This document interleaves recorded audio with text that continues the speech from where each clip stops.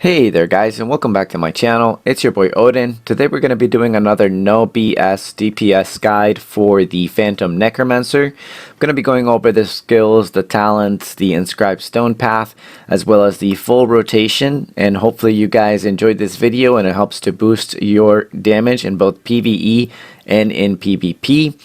It is essentially the same build for both PvE and PvP, so I'm hoping that most of you guys get a little bit of an understanding of how the Phantom Necromancer works. In my opinion, the Phantom Necromancer is definitely one of those very niche classes, and it can be very, very difficult to pull off the DPS spec. So I'll definitely say that it's not a very easy class to play, especially when it comes to maintaining the DPS on the Phantom Necromancer. But if you are a very skilled player, it can be a very, very rewarding class, since the DPS is actually extremely high on the Phantom Necromancer. So for those of you guys that watch my PvE playlist, I ranked the Phantom Necromancer way up there.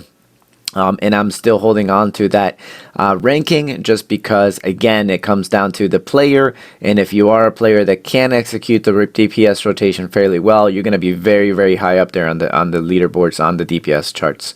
So without further ado, let's go ahead and take a look here at what the Phantom Necromancer does. So first thing that you guys need to understand is going to be the enhancement bar, which is called the Spectrum Energy. And the way that it works is you essentially use your skills to consume souls. And then once you've reached a certain amount of souls, you can use those souls to either summon a wraith, which is going to be called the spectral, or you're going to be using the soul energy to consume it to essentially use it on a bone spirit, which is a lesser form of the spectral, or essentially use the souls to use your soul arrow. And a couple of other skills that I'll go ahead and go over here in a second. So let's go ahead and take a look at the skills. These are going to be what we're going to start off with. The first one, which is going to be Soul Trap. Soul Trap essentially allows you to build up souls, and it can grant 3 soul energy. It's going to be one of the most heavily used skills, because it's going to allow you to build up those souls. There's really not that many ways to build up the energy without Soul Trap, so essentially Soul Trap is going to be your main to go to. The second skill that's going to be very, very important is going to be Shadow Blade. Shadow Blade essentially gives you 5 soul energy right away, and that's going to be your main opener when it comes to both PvE and PvP, since it's going to immediately grant you that 5 energy that you'll need to either summon the spectral or to increase the duration of your bone spirit, or the spectral likewise. So I'm going to go ahead and describe a little bit about the wraith here in a little bit. So this is going to be essentially the first, the skill that you're going to use heavily to summon the wraith is going to be called Bone Spirit. And the way that this skill works is, if you have 4 soul energy and under, you're going to be summoning the Bone Spirit. But if you get 5 soul energy, then you'll immediately summon the wraith. And essentially what you want to do with the Phantom Necromancer is keep 100% uptime on the wraith, since the wraith is going to be what deals the most amount of damage. The next skill that I'll go over is going to be Soul Burst. This is going to be your burst enhancement skill that's just going to temporarily increase your damage as well as your attack for 8 seconds, if you guys can see that there. The cooldown is 2 minutes, so just like every other class that's got a burst enhancement, it's just going to be a very short window in which you can essentially just do a little bit more extra damage. And then lastly, we're going to go ahead and take a look at Soul Elegy, which is essentially the AoE skill for the Phantom Necro. And I'll go ahead and explain that rotation as well, since that does differ from the main rotation that you guys will use with the Wraith. But that's pretty much all of the skills right there in a nutshell. Soul Arrow is just going to be mainly your filler once you, because it essentially consumes a soul as well. So even when you're just starting off your rotation, you're not going to have any souls, or if you're in the middle of a rotation and you don't have any souls, or if you have a few souls, not enough to summon the Wraith, you're going to use Soul Arrow to basically just spam out the remaining souls. So it's definitely one of those really high difficult classes, since you're going to want to try to max maximize your soul energy, and it's not one of those classes where you're just constantly spamming buttons. You're actually going to be trying to time your skills so that you have 100% uptime on that wraith. So I'm going to go ahead and show you guys, just like in the other videos here, how this works. So we're going to start off with the first skill, which is going to be the soul trap. And a soul trap, again, just increases your soul energy there by 3. So there we go. And then, so that's the first one there. You get 2 charges of the soul trap. So you'll do it twice, and then you'll get 6 souls. And that's how that works. Once you have the 6, you can go ahead and summon your wraith, and that's your wraith. And your wraith is essentially just going to burn down your target, and that's what you want to try to use most of the time. Once you have a certain amount of soul energy, again, you can just basically fire off your bone spirit, and your bone spirit is either going to increase the duration of your wraith, or it is going to essentially just do one hit attack, the way that you guys just saw that there, like this. That's going to just do one big massive attack. And you can basically spam that as much as you want. And essentially what you're looking at here is you can essentially spam the bone spirits, but it'll consume your soul energy. So that's basically how those skills work. The next one that we're going to go ahead and talk over here is going to be Shadow Blade, and that's again going to be your opener. And just like the other ones here, guys, I'm just going to go ahead and select the dummy, and you guys will see what it does. It's just going to instantaneously give you guys 5 soul energy, and that's going to be your opener, so that will allow you to basically summon your wraith right away. And that's just going to show you a little bit of the extra damage there that the wraith does. So very nice and easy. That's kind of like the first 2 steps there to show you guys essentially how the Phantom Necromancer works. Again, you're going to be using your soul trap to build up your energy. Once you have 5, you're going to go ahead and summon your wraith. And I'm going to use the soul arrow right now, and as you guys will see there, I'm just going to be consuming a bunch of energy and building up your energy. One thing that I'll say as well that's going to be very important is once you guys have your wraith out, and if you have enough soul energy, as you guys will see here, once you press that soul wraith again, you're actually just extending the duration of the soul wraith. So again, when it comes to the rotation to maintain the wraith uptime, you're going to constantly spam that or energy once it's beyond 6 souls. And again, that's just going to increase the duration of your soul wraith.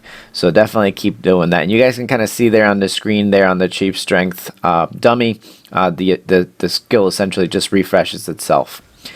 So that's pretty much it for the main skills.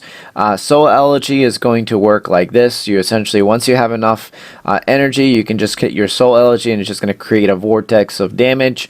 And it essentially just kind of encircles your target, and it only consumes 1 soul energy. So it's very, very easy. This is why I think that, the Phantom Necromancer can do extremely well in AoE, because if you have your wraith and you have enough energy and you spell out your Soul Elegy, it's just going to do a massive amounts of damage really, really quickly. So again, we're going to go ahead and talk about really quickly for the talents now, and let's go ahead and take a look. And again, feel free to pause the video and take a look at what I've got, and you guys can essentially copy that or mirror that into your build. And again, this is specifically built to maintain an extended duration of the wraith, which is going to be very, very crucial for you guys to maintain your damage. Again, this build also does support a little bit of burst for PvP. However, I highly recommend you guys to go for a healer spec for PvP, since the Phantom Necromancer, again, unless you're really timing that very, very well, is going to be very, very difficult to execute these skills in arena. But hey, if you're a highly skilled player, feel free to try it out. There's nothing wrong with that. And I understand, again, during my tier list, a lot of people said, no, how could you have the Phantom Necromancer way up there? It's terrible, blah, blah, blah, blah, etc. It really comes down to the player, guys. If the player is good with the character and knows how to execute and time the skills very well, there's no reason why the player can't, essentially use the character to its best ability. Right now, most of the characters are pretty well balanced, enough to the point that I'll say that it's definitely going to be up to the player to really, deal the most amount of damage to bring out and make the character shine. So one thing that I'll go ahead and talk about as well is going to be here on the right hand side. If I had a couple more points, I would actually complete the Soul Snatch. And one thing that is kind of optional for you guys, and you know, I only put one into Soul Snatch. You could actually just, you know, use the point somewhere else. But I'll say that, you know, it does help to some extent if you're doing a lot of AoE. Like for example, PvE dungeons have a lot of mobs, right? So if you're finding yourself in a lot of mob situations for dungeons, go ahead and fill it up. Of course, you always have your talent preset up top, so you can always create a preset build for your just for dungeons, another one for raids, and another one for PvP. So that's kind of how you want to utilize some of that, you know, preset there. It's actually pretty good in my opinion, the way that Tarisland kind of set this up so that you guys could interchangeably use your talents, you know, basically at the click of a button. So take advantage of that, and I highly recommend you guys to kind of just play around with your builds, since there's not that many players out there that have some very, very good builds for the Phantom Necro. So again, that's basically going down here on the talents. Feel free to pause the video and just take a look at what I've got. Most of this again is just meant to increase the duration of the Wraith, and to strengthen the damage of the Wraith as well. So let's see. Now let's go ahead and talk over the Inscribed Stone path. If you guys have already seen my other Inscribed Stone path video, if you're a new player, you basically want to start off by going on the left hand side as far as you can go, and just picking either cooldown or the specialization effect. Essentially, you want to try to get to open up all of the paths for all the cooldown and all the specialization effects. And then as you guys are going up the ladder, try and see if you can guys actually pick up intelligence. But I'll say that it's very difficult to pick up intelligence right away for the Phantom Necro, because you'll basically hit that here, as you guys see on my screen, a little bit higher up on the tree. So definitely try to just, you know, do the regular battle pass activities, do your dailies, you know, to get enough Inscribed Stone essence so that you guys can essentially fill up the path as best as you can. Once you do get enough points, you're obviously going to want to try to go for the combo. I think it's a good one for the Phantom Necro, and then obviously all of the intelligence paths. And then obviously for the emblems, it's going to be a little bit different. Most of you guys are going to want to try to pick something like the burst that gives you some intelligence, since the intelligence is going to give you guys some attack. But you know, I'm not going to say which one is the best one for the Phantom Necro right now. It's going to be very, very dependent on what you guys have. So, you know, feel free to invest and pick whatever stone path you guys prefer for now. Some of the top, you know, emblems right now is going to be something like the burst, which does give you an extra amount of damage. So I highly recommend you guys to pick up a burst if you do end up getting one of the emblem selection chests. Alright, so we're going to go ahead and do the rotation here really quickly, and I'll make sure I'll put this down either in the pinned comment section or in the video itself here on the left hand side. First things first, let's go back to the skills so you guys remember what they are. It's going to be Shadow Blade. Then you're going to use the Spectral, which is going to be the Wraith. Then you're going to use Soul Trap ×2 to build up your energy. And then I would actually personally either use the Bone Spirit again, or you could use the Soul Burst.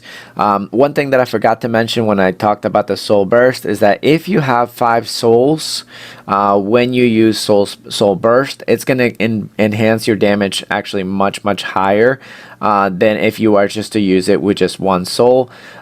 So in my opinion, you almost never want to use Soul Burst unless you have 5 soul energy, which it can be a little bit of a pain to manage, you know, because you always want to try to have the 5 energy out before you use it.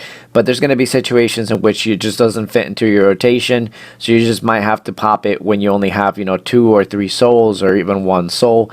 But just keep that in mind, that if you have 5 soul energy, the Soul Burst is going to be much more powerful. So the way that I use Soul Burst is actually right in the beginning. A lot of people would prefer to use the Bone Spirit, in the first rotation just to extend the duration of the Wraith, but sometimes I like to use the Soul Burst since it's okay for me to wait a couple of seconds to build up the enough soul energy to basically activate the Bone Wraith again. And then, because remember, Soul Burst only lasts for 8 seconds and is a 2-minute cooldown, and I'd rather have it for those 8 seconds while the Wraith is up to basically boost a little bit more of my damage. So let me just go ahead and do the rotation here really quickly, and then for essentially the Phantom Blade opener, or excuse me, you're going to use Phantom Blade as the opener, so it'll be something like Shadow Blade, and then you'll do your Spectral, which is the Wraith, and then Soul Trap ×2, and then the Bone Spirit, and then the Soul Arrow until Soul Trap again. And then, you know, basically once you have 5 or 6 souls again, you can either use it to spam your Bone Spirit if you don't have enough 5 or 6, or summon your new Spectral. So let's go ahead and do that rotation here real quickly. So we're going to go ahead and start off. Looks like I have some 3 soul energy already, but I'm just going to go ahead and pop Shadow Blade first. So we'll summon the Wraith. And then we'll basically do the Soul Trap ×2 to build up that energy. I'm going to use that Soul Elegy, and then I'm just going to go ahead and use the Soul Arrows until the Soul Trap is ready again. And then you can just basically spam the Soul Arrows again, or the Bone Spirit as well. So again, very, very simple. You know, it's all going to depend on what you guys have for your cooldown. If you have more than 5 soul energy, you're going to be using your Wraith, and if you have less than 5, you're going to be using your Bone Spirit. So let me go ahead and see if I can just reset the skills, and I might have to pop out of here really quickly so that the timers all reset, and we'll go back in and do it again. And this time I'll do it just very, very slowly so that you guys can kind of see it, because I understand it's difficult to see the whole entire rotation when you're going too fast. So again, it's going to be Shadow Blade, then you use your Wraith, and then you're going to use Soul Trap ×2 to build up your soul energy again.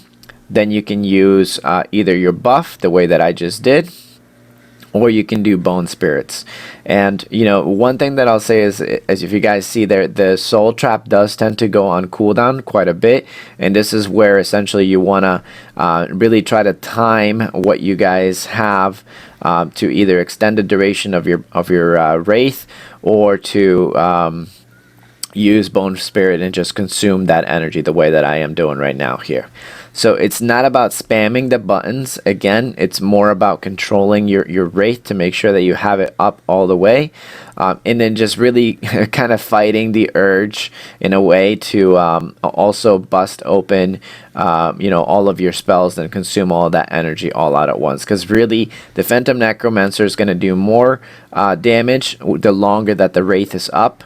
So essentially you want to try to capitalize on the time that your Wraith is up. And if you guys see on my screen, there's a whole bunch of numbers going up, and obviously I'm not doing this, you know, to full speed. So the damage on the right that you guys see there on the DPS is not going to be reflective of what you guys will achieve, especially once you guys have some better gear. I think, yeah, this one's only on level 90 for my gear, so it's essentially just your base level 40 gear that you guys will do when you start to do your dungeons. So you know, you go from 90 to 95, 98, 100 gear, and then to 110 gear. So essentially, if you don't know anything about the gear, you start off with gear at level 90, then you go to level 100, then level 110, which is essentially going to come out next week. So that's pretty much it for the rotation. We're going to go ahead and do it one more time here really quickly. Since I already have the energy for the Wraith, I'm just going to go ahead and pop that. And then I'm going to pop the Shadow Blade again. We'll do the buff. We'll do the Soul Trap. We'll do the Bone Spirit again. And then I'm just going to go ahead and use the Soul Arrow to spam that out the last little bit. Feel free to use Soul Elegy if you have it for free. Again, you know, the way that I had it set up on my talent tree is that if I do happen to have it, if you guys will see it highlight in red, it means you can cast it for free. And that's kind of what you want to do, is you want to just kind of keep it you know, being cast while it's up there for free. So yeah, that's it for the rotation, guys. Hopefully you guys enjoyed the video. Let me know in the comment section down below if you did find this video helpful. Hopefully it does kind of help you guys out to play the Phantom Necromancer. I know it's a very, very tough class, and especially in the beginning when you don't know what you're doing. but essentially you do want to try to just keep the uptime on that Wraith as long as possible and just keep refreshing it with your Bone Spirits. And that's pretty much it. Last thing I guess what I'll say is once you do have your Inscribed Stone up the way that I do right now, is you can do this. Use the Inscribed Stone, use your Soul Energy, or Soul Trap I should say, and then just basically spam out your Soul Arrows just to kind of burn down all that energy right away. Because remember, the Inscribed Stone only really lasts about 5 seconds, so that's kind of what you want to do. Just burn down as much of your cooldowns as you can, and you can just spam Soul Arrow to basically just consume that. But that's pretty much it, guys. I'm trying to remember if I, forgot to cover anything else, but I don't think so. We did the skills, the talent tree, the Inscribed Stone path, and yeah, I think that's pretty much it. Once you know the rotation, Phantom Necromancer can be very, very fun, and we'll leave it at that. So anyways, guys, make sure you guys hit that like button on the video, subscribe to my channel if you are new, and let me know in the comment section down below which class you want me to do a guide for next. I'll see you guys on the next one.